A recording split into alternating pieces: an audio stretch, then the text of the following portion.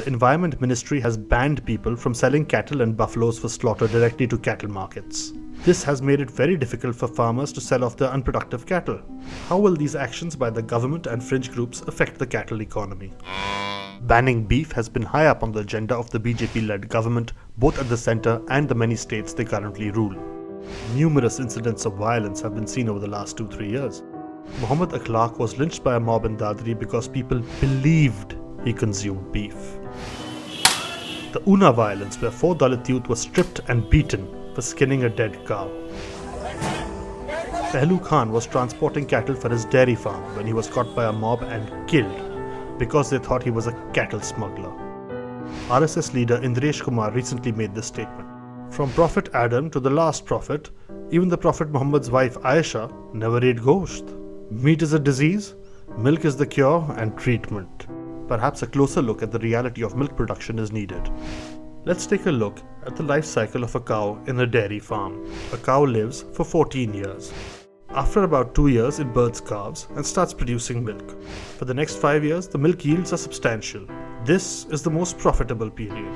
In the next 3 years, the yields go down and eventually the costs of feeding the cow outstrip the revenue from milk sales. After about 10 years, the cow is unproductive. This is the time when the animal would be sold for slaughter. Apart from the meat which is eaten, the hide is used for making leather, and the bones are used for producing gelatin, which is used in products like capsules, candy, shampoos, makeup, etc. All this applies to cows. If a male calf is born, it has to be sold off quickly after it has grown because it has no utility. Mechanized farming has made bullocks more or less obsolete. Under the new rules, the farmers would be stuck feeding and maintaining unproductive stock. This means that for every 10 cows that do produce milk, the farmer would have to maintain at least 12 unproductive animals because they no longer have the option of selling them off. This would lead to any of the following 3 scenarios. The cost of milk doubles for the final consumer. This will price poor families out of the market for milk. Given the high percentages of undernourished children in India, the consequences of this could be disastrous. 2. Farmers withdraw from dairy farming. But over a period of time, what will happen is it will make the farmer disinterested. Then I foresee a scenario where in about say 4-5 years of time, India's milk production will come down because it's very simple. The farmers will stop rearing, and in that case, we'll become a very big importer of milk powder and butter oil. 3. More cows on the road. If this happens every year, more than 2 crore cattle will be added to the streets.